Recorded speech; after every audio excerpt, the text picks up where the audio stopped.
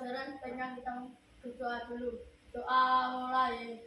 Bismillahirrahmanirrahim. Wa bil islami dina wa bi Muhammadin nabiyya wa rasula. Rabbi zidni ilma warzuqni fahma. Amin ya rabbal alamin. Doa selesai.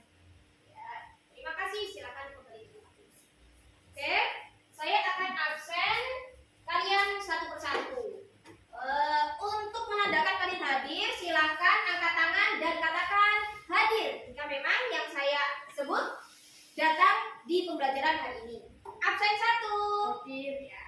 Absen 2, absen 3, absen 4, absen 5, absen 6, absen 7, absen 8, absen 9, absen 10. Ya, alhamdulillah hari ini masuk semua ya.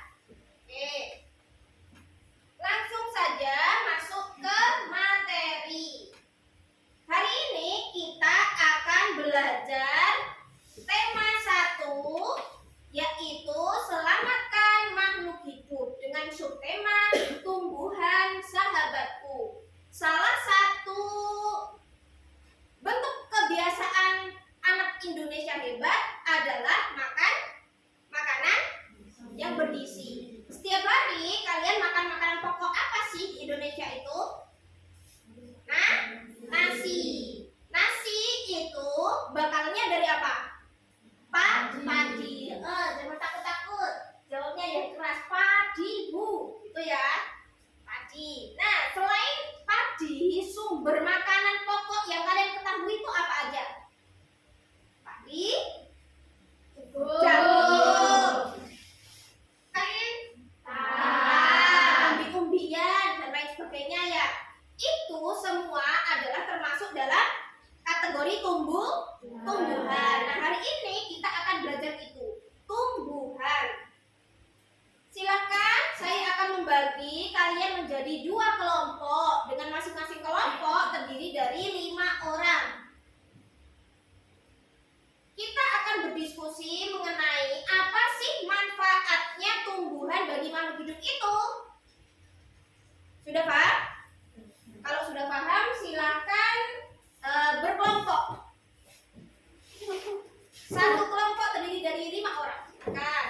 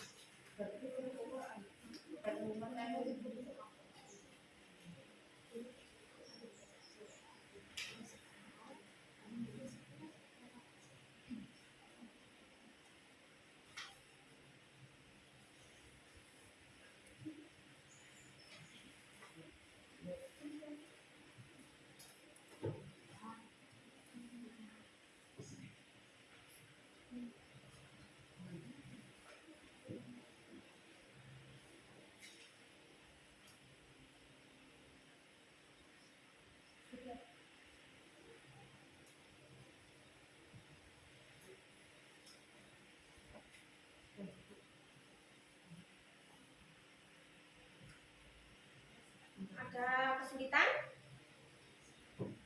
Belum ada? Oke. Silakan ketua kelompok 1 maju untuk mewakili jawaban dari diskusi kelompoknya mengenai apa sih manfaat tumbuhan untuk makhluk hidup itu. Silakan maju Mas. Ketua kelompok, apa sih manfaatnya tumbuhan bagi makhluk hidup itu yang sudah kamu kerjakan?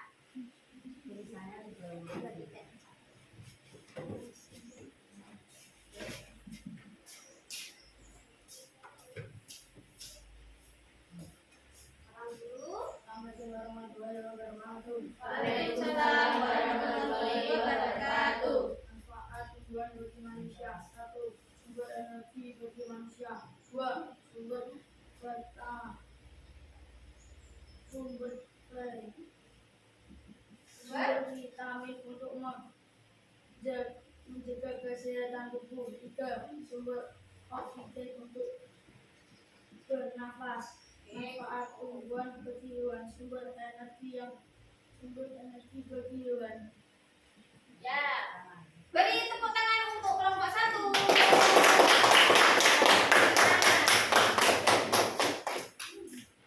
Sekarang ketua kelompok 2 silakan maju untuk mewakili kelompoknya.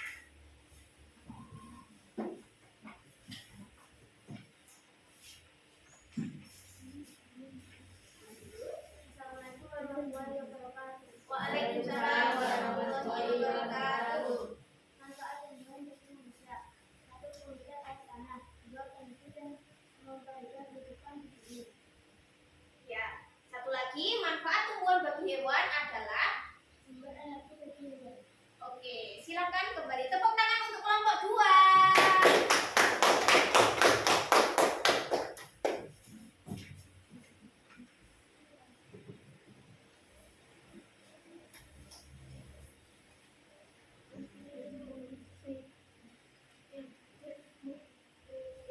Oke. Kalian sudah paham mengenai manfaat tumbuhan bagi makhluk hidup. Apakah kalian bisa membayangkan jika di bumi kita ini tidak ada tumbuhan? Apa yang terjadi? Karena tumbuhan ini kan sebagai sumber energi tidak hanya untuk manusia aja, tetapi juga untuk hewan. Jika tumbuhannya ini tidak ada, maka manfaat-manfaat ini tidak bisa terpenuhi. Jadi kita sebagai manusia tidak punya sumber energi, tidak bisa mendapatkan vitamin, oksigennya juga iya berkurang. Dan yang paling penting, tumbuhan itu juga sebagai pengikat air di tanah dan juga peneduh bagi kita semua. Seperti sekolah kalian ini adalah sekolah adiwiyata. Apa itu sekolah adiwiyata? Sekolah penghijauan yang suka hijau-hijau, banyak tumbuhan. Makanya di sekitar lingkungan kalian ini banyak ditanami tumbuhan. Dan kalian merawatnya supaya apa? Supaya manfaatnya ini bisa kita rasakan untuk kita semua. Gitu ya. Oke. Selain itu, selanjutnya kita akan belajar tentang salah satu tumbuhan yang biasa kita temukan dalam kehidupan sehari-hari, yaitu jagung. Ada di halaman berapa, Mbak? Ada di halaman 2. Silakan dibuka buku LKS-nya halaman 2. Buku paketnya halaman 2. Oke, di situ ada teks yang berjudul apa, Mbak? Bagaimana jagung berkembang biak. Bagaimana jagung berkembang biak.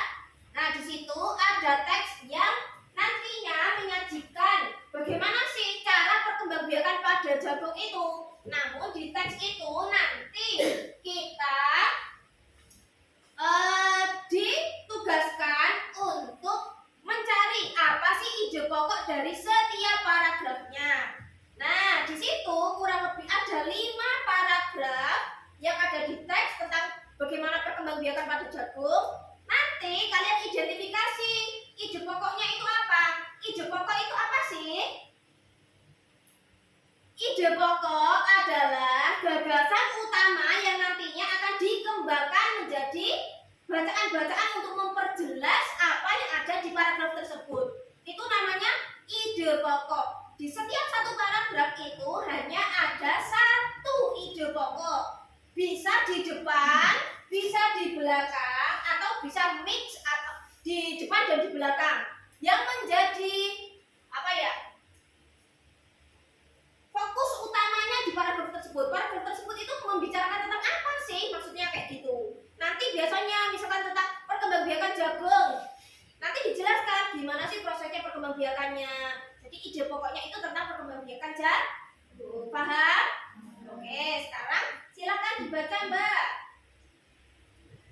Bunga jagung memiliki helai-helai rambut halus pada bagian ujungnya. Pada helai rambut tersebut terdapat tepung sari. Tepung sari akan terbang terbawa angin ketika angin bertiup. Tepung sari yang terbawa angin sebagian akan jatuh di kepala putih yang terletak di bagian bawah bunga pada pohon jagung yang lain.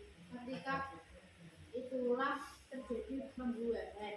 Oke, cukup. Selanjutnya silakan dibaca, Mbak, paragrafnya. Supaya jagung selalu tersedia sebagai bahan makanan manusia, maka petani jagung harus menanam kembali sebagian biji jagung dari hasil panen.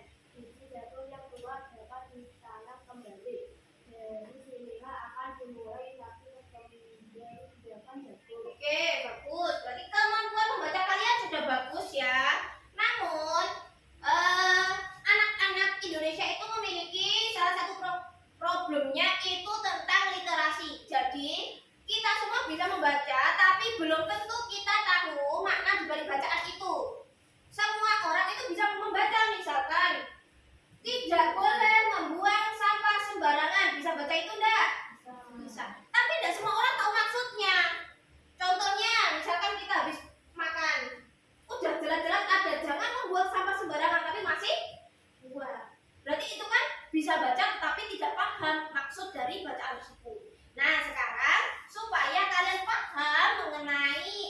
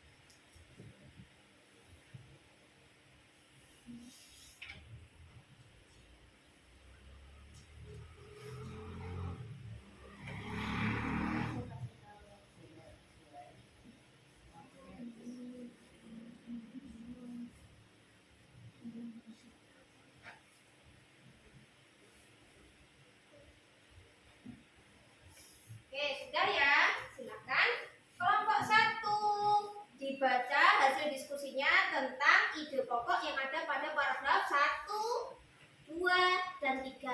Kan? Jadi,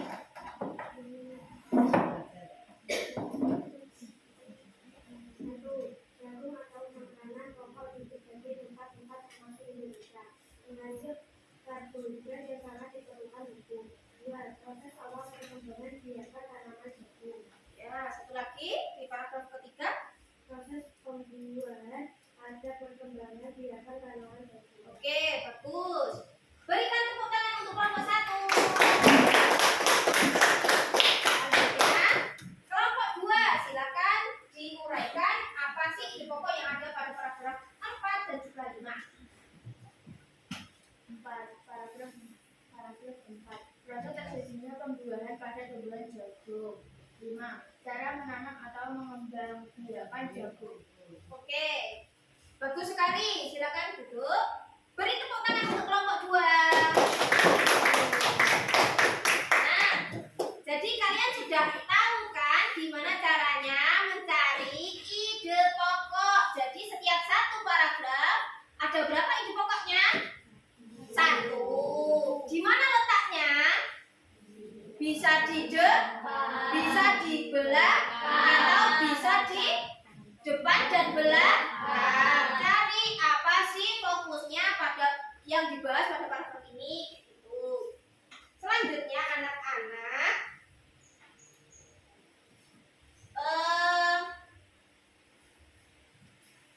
salah satu tumbuhan yang ada di sekitar kita adalah bunga. Ini yang juga akan kita pelajari pada hari ini. Bunga ini memiliki beberapa struktur. Jadi bunga itu terbagi, bagian-bagiannya tuh ada namanya sendiri-sendiri. Silakan dibuka buku paketnya tentang struktur bunga. Diskusikan dan amatilah bagian-bagian dari bunga.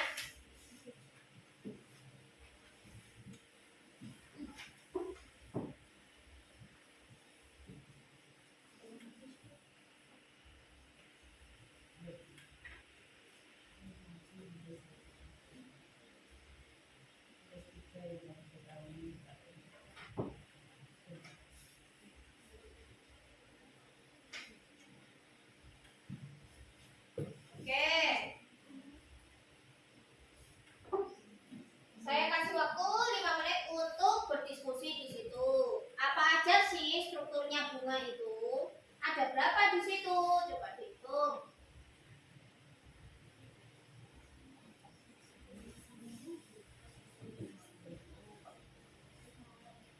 Ya. Sekarang coba bersama-sama sebutkan struktur bunga dari bagian bawah terlebih dahulu. Ada apa tadi? 1,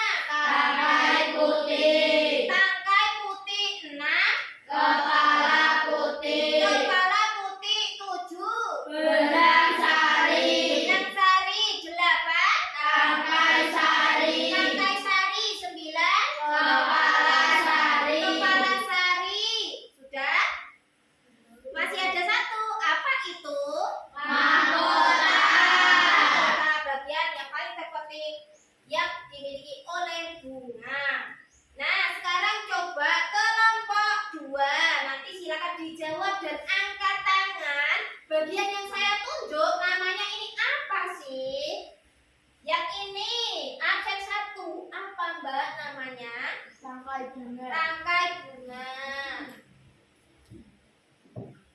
Ada di paling bawah. Selanjutnya absen 2 sampainya ini bagian bunga yang namanya apa, Mbak? Dasar bunga.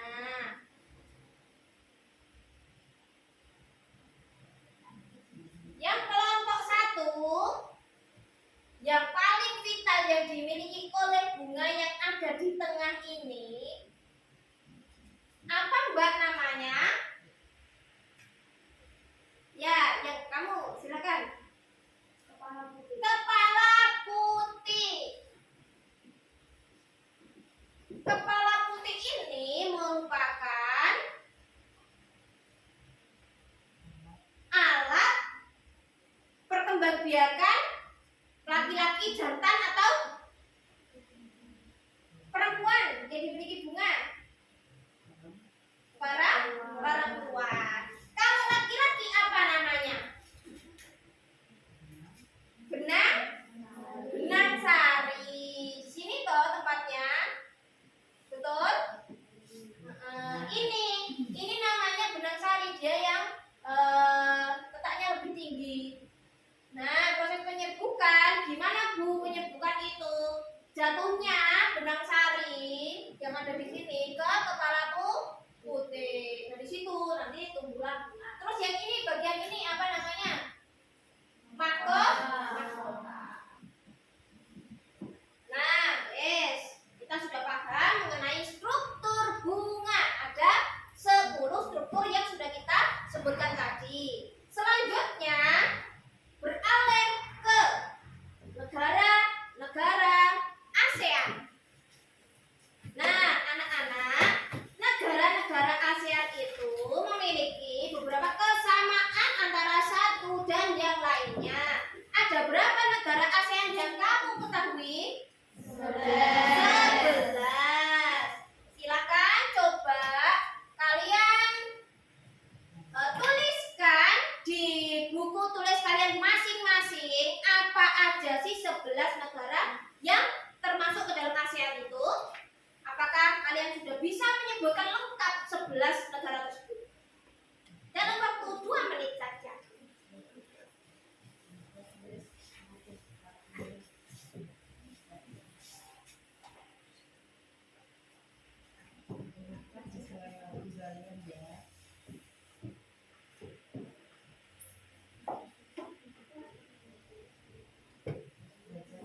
Oke, coba ada lagunya tentang 11 negara ASEAN untuk memudahkan kita menghafal. Karena kalau kita hitung satu persatu, kita hafalkan satu persatu biasanya rawan lupa. Jadi kita pakai lagunya. Apa aja lagunya? Coba bersama-sama. 1, 2, 3. Ada 11 negara yang termasuk ASEAN. Pertama Indonesia, Singapura, Malaysia, Filipina, Thailand, Myanmar, Laos, Kamboja, Brunei, Vietnam, dan Timur Leste. Indonesia, Mali, Filipina, Ramos, Thailand, Tanah Tomat, Malaysia, Abdul Razak. Terakhir Singapura, wakilnya Sejaratna. 5 negara pendiri ASEAN. ASEAN berdiri dari deklarasi Bangkok pada tanggal 8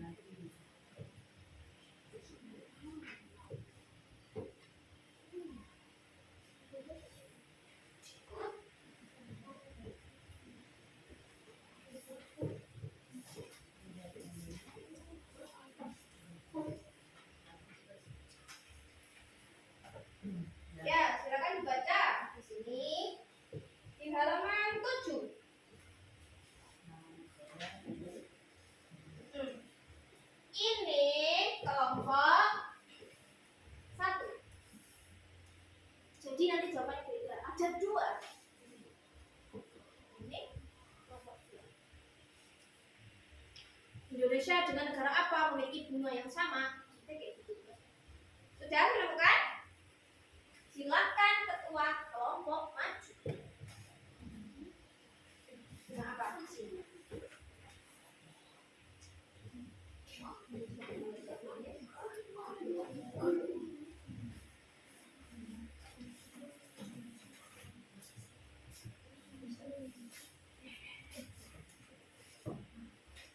Bedanya dulu ya. Bedanya. Sekarang dulu.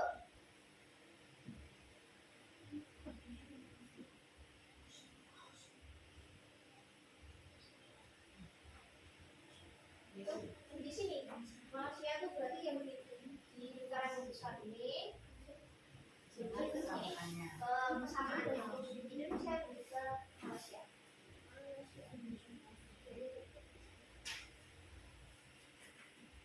Nomor 1 siap? Ya, sudah maju. Kesamaannya. Dimas.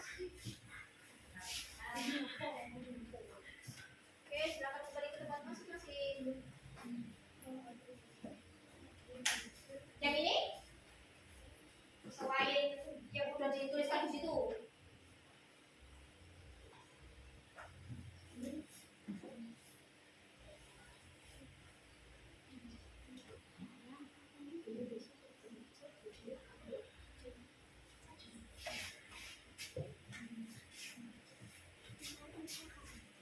Ini ya. Kelompok 1.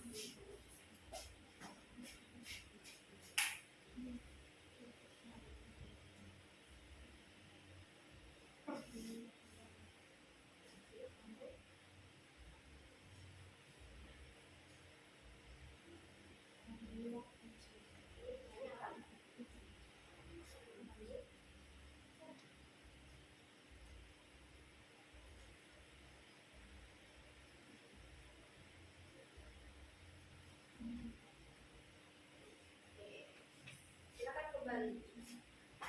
Kita koreksi sesuai dengan bacaan yang ada di buku paketmu tentang negara-negara yang memiliki karakteristik sama, hampir sama, dan memiliki tumbuhan yang sama. Yang pertama ada negara Indonesia dengan negara Kamboja. Bunga yang sama-sama dimiliki oleh Indonesia dan Kamboja adalah bunga Kamboja. Apakah di sekitar kalian pernah menjumpai bunga Kamboja? Adakah di rumah kalian? Tapi kita masih bisa menjumpai ya bunga Kamboja di Indonesia. Ternyata di negara Kamboja juga ada bunga Kamboja. Yang nomor 2 di Indonesia dan di Malaysia ternyata ada satu bunga yang sama-sama dimiliki oleh kedua negara ini, yaitu bunga sepatu. Seperti yang sudah kita tuliskan tadi, struktur bunga itu termasuk ke dalam bunga sepatu. Oke. Karena waktunya sudah habis, sekarang refleksi dulu. Apa sih yang sudah kalian pelajari hari ini? Coba saya kasih waktu 5 menit, kebanyakan 2 menit aja untuk merefleksikan kira-kira hari ini kita tuh udah belajar apa aja sih yang udah dijelaskan oleh Bu Guru dan juga hasil diskusi kalian bersama teman-teman kalian semua tadi.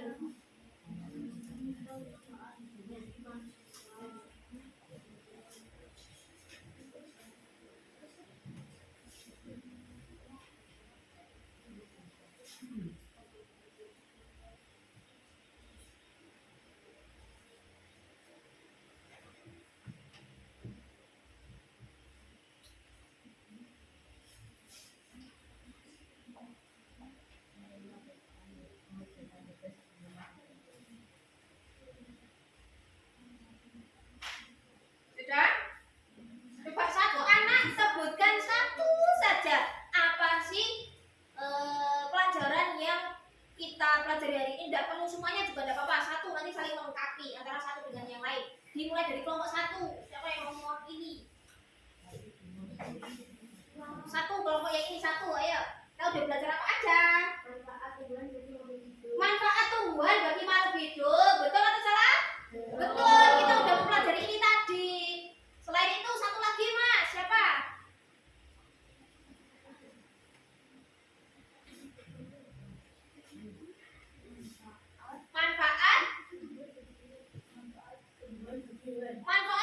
bagi hewan, berarti ini satu paket. Manfaat tumbuhan bagi makhluk hidup, gitu ya? Ya, tidak apa-apa. Itu juga termasuk yang kita pelajari. Terus, apa Mbak? Yang di kelompok 2, apa saja yang sudah kita pelajari? Yang bunga tadi, masa lupa? Struktur bunga. Jadi bunga itu terdiri dari berbagai struktur, dari bawah sampai atas, alat kelamin jantan dan juga betina. Terus satu lagi apa? Terakhir yang kita pelajari tadi, negara apa? Negara ASEAN. Ada berapa negara ASEAN? 11. Oke. Setelah itu kira-kira coba kita renungkan, pasti antara satu dengan yang lain masing-masing anak pasti berbeda. Apa sih materi yang sudah kita kuasai? Sudah kalian kuasai maksudnya masing-masing individu. Kalian paling paham itu materi apa? Tahu Mas? Materi apa paling paham?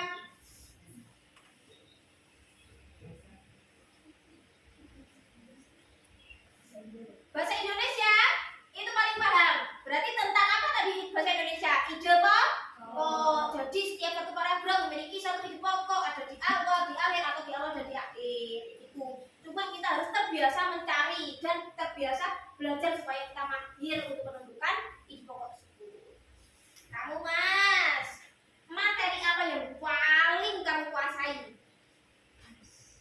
IPAS tentang tumbuhan. Oke, tumbuhan.